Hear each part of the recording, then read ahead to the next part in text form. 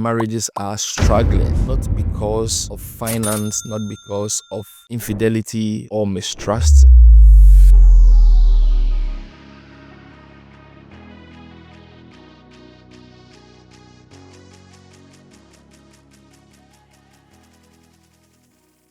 Welcome back to my YouTube channel. This is Pastor Albert, and I am delighted as always to have you join me for another video. If it is your first time here, I would request that you hit the subscribe button, turn on the post notification to be notified on subsequent videos.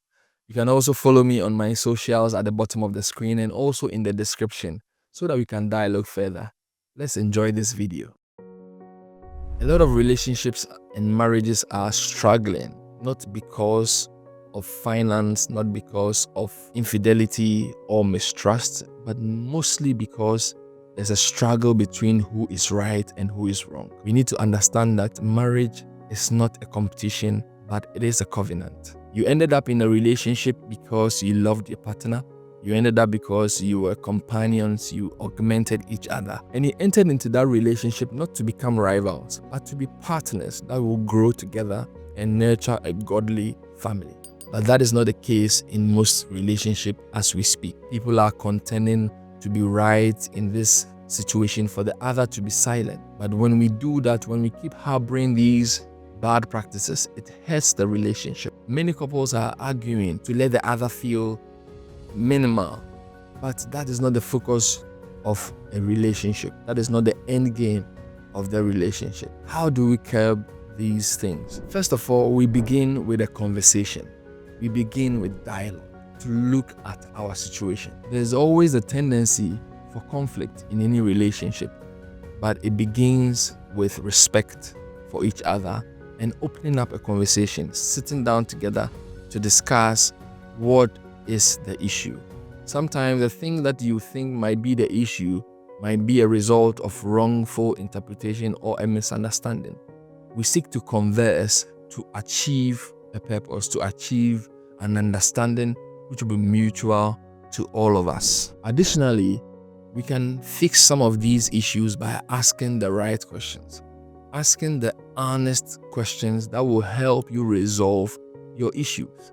Because if you ask questions in the hope of being right, if you ask questions in the hope to make the other feel less, to make a point, you will end up hurting the relationship rather than building it up. So let's look into dialoguing, but with asking the right questions. What is the end game of such questions? Is it to fix a problem? Is it to arrive at a solution? That is something we need to be asking ourselves when we are in such a fix. Is this approach yielding to a solution, or it is yielding to make me right, or to make her wrong, or to make him wrong? It is supposed to drive towards a solution.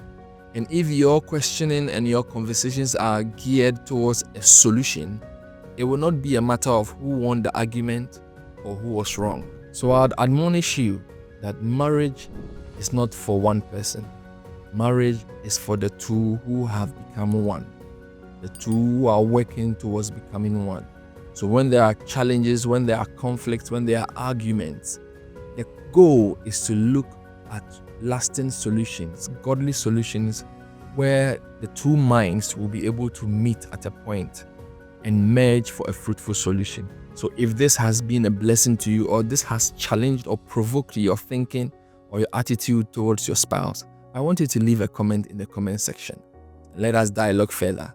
If it is a prayer request, you can put it in. We will be glad enough to share a prayer with you as we build on our godly, healthy relationship.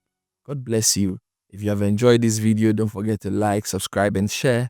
Turn on the post notification to be notified on subsequent videos. Also follow me on my social media handles at the bottom of the screen and also in the description. God bless you. See you in the next video. Bye-bye for now.